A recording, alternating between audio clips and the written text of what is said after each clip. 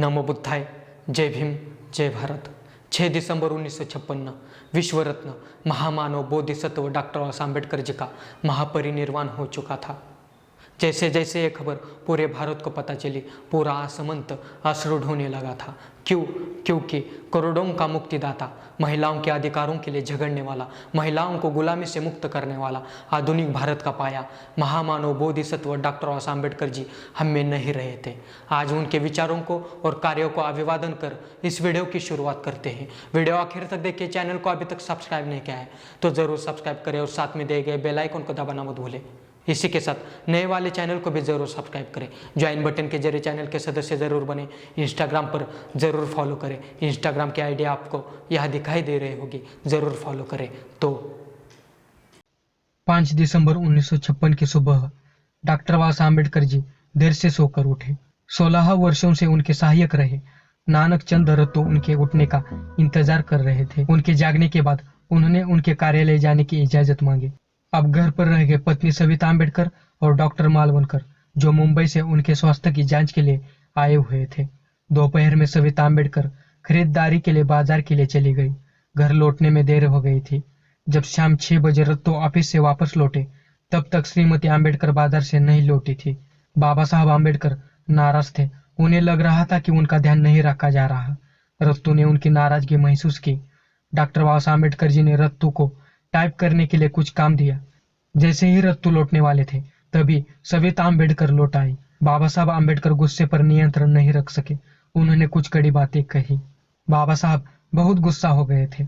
जब श्रीमती आम्बेडकर ने पति को ऑफिस से बाहर होते देखा तो उन्हें लगा कि उनका कुछ भी कहना आग में घी डालने जैसा होगा।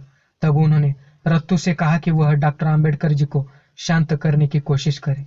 रत्तू ने कोशिश की। थोड़ी देर में वह शांत हो गए। उसी रात करीब 8 बजे जैन मतावलंबियों का एक प्रतिनिधिमंडल तय समय के अनुसार उनसे मिलने आ गया था। बाबा साहब को महसूस हो रहा था कि वह आज मिलने की स्थिति में नहीं है, लिहाजा मुलाकात को अगले दिन के लिए टाल दिया जाए। चूंकि वो आ चुके थे तो उन्होंने कहा कि उन्हें मिल लेना चाहिए। उसके 20 मिनट बाद वह बाथरूम गए, फिर रत्तू के कंधे पर हाथ रखकर वापस ड्राइंग रूम में लौटे। सोफा पर निढाल हो गए। आंखें बंद थी। कुछ मिनटों पर शांति पसर रही। जैन नेता उनके चेहरे की ओर देखे जा रहे थे। फिर बाबा साहब ने सिर हिलाया। कुछ देर बातचीत की। बौद्धिज्म और जैनिज्म को लेकर सवाल पूछे। उन्होंने जैन बुद्धा पर एक किताब भेंट की। वास्तव में वह उन्हें अगले दिन के समारोह में आमंत्रित करने आए थे। डॉक्टर बाबा साहब आम्बेडकर जी ने आमंत्रण स्वीकार किया, भरोसा दिलाया कि अगर स्वास्थ्य अनुमति देता है तो वह जरूर आएंगे। जब वह जैन प्रतिनिधिमंडल से बात कर रहे थे, तभी डॉक्टर मालवणकर ने उनका चेकअप किया। जैन प्रतिनिधिमंडल के जाने के बाद रत्तू ने उनके पैर दबाए। डॉक्टर बाबा साहब आम्बेडकर जी ने सिर पर तेल लगाने को कहा। अब वह कुछ बेहतर महसूस कर रहे थे। अचानक रत्तू के कानों में मधुर गाने की आवाज सुनाई पड़नी शुरू हुई। बाबा साहब आंखें बंद करके गा रहे थे। उनके दाएं हाथ की उंगलियां सोफे पर थिरक रही थी। धीरे धीरे गाना स्पष्ट और तेज होता गया। डॉक्टर बाबा साहब आम्बेडकर जी बुद्धम शरणम गच्छामि को पूरी तन्मयता से गा रहे थे। उन्होंने इसी गाने का रिकॉर्ड रेडियोग्राम पर बजाने के लिए कहा। पूरी श्रद्धा के साथ गाने में डूब गए। अब नानक चंद रत्तू से कुछ किताबें और द बुद्ध एंड हिज धम्मा का परिचय और भूमिका लाने के लिए कहा। उन्होंने इस सब को अपने बिस्तर के बगल में टेबल पर रखा ताकि रात में इन पर काम कर सके। कुछ समय बाद रसोईया सुदामा खाना तैयार होने के बाद बताने आया। बाबा साहब ने कहा कि वह केवल थोड़ा सा चावल खाएंगे और कुछ भी नहीं। वह अब भी गाना गुनगुना रहे थे। रसोईया दूसरी बार आया। वह उठे और डाइनिंग रूम में गए। वह अपना सिर रत्तू के कंधे पर रखकर वहां तक गए। जाते हुए अलमारियों से कुछ किताबें निकालते हुए गए। उन्हें भी टेबल पर रखने को कहा। रात के खाने के बाद वह फिर काम करने वाले थे।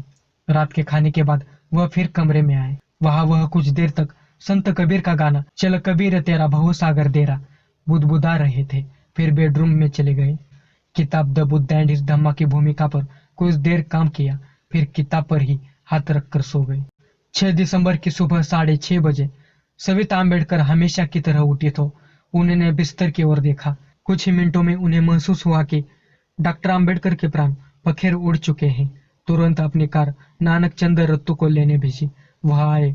वह रोते हुए सोफे पर धराशायी हो गए कि बाबा साहब दुनिया छोड़कर चले गए।